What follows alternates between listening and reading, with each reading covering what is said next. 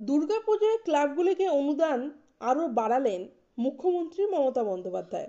70,000 থেকে অনুদান 1 লাফে বেড়ে হলো 85,000 টাকা। আগামী বছর এই অনুদান বেড়ে হতে পারে 1 লক্ষ টাকা। এদিন তিনি তেমনই প্রতিশ্রুতি দিলেন।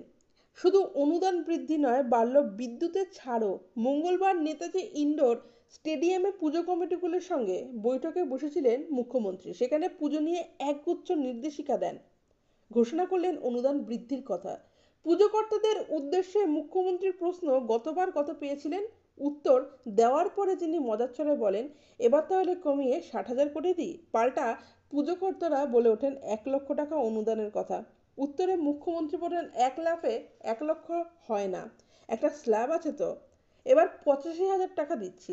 একই সঙ্গে পরের বছর অনুদান 1 লক্ষ টাকা করার ইঙ্গিত দেন।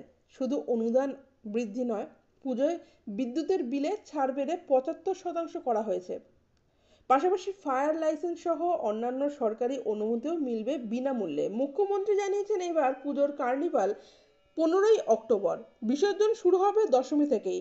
13 ও 14 তারিখ বিসর্জন চলবে। পুজোকর্তাদের মুখ্যমন্ত্রীর কড়া নির্দেশ, পুজোকর্তাদের পুলিশ ও ট্রাফিক পুলিশের সঙ্গে যোগাযোগ রাখতে হবে, অতিরিক্ত ভলেন্টিয়ার মোতায়েন করতে হবে, ঢোকা বেরানোর পর্যাপ্ত ব্যবস্থা রাখতে হবে উপযুক্ত মেডিকেল ব্যবস্থা। পুজোর ভিড়ের জন্য রাস্তায় যানজট সহ্য করা হবে না, শ্রীভূমির নাম করে কড়া ভাষায় জানিয়ে দিলেন মুখ্যমন্ত্রী। শহরের পাশাপাশি জেলার পুজোগুলিতেও কড়া নজরদারি চলবে। প্রসঙ্গত, 2011 সালে ক্ষমতায় আসার পরেই দুর্গাপুজো কমিটিগুলিকে আর্থিক অনুদান দেওয়া শুরু করেন মুখ্যমন্ত্রী।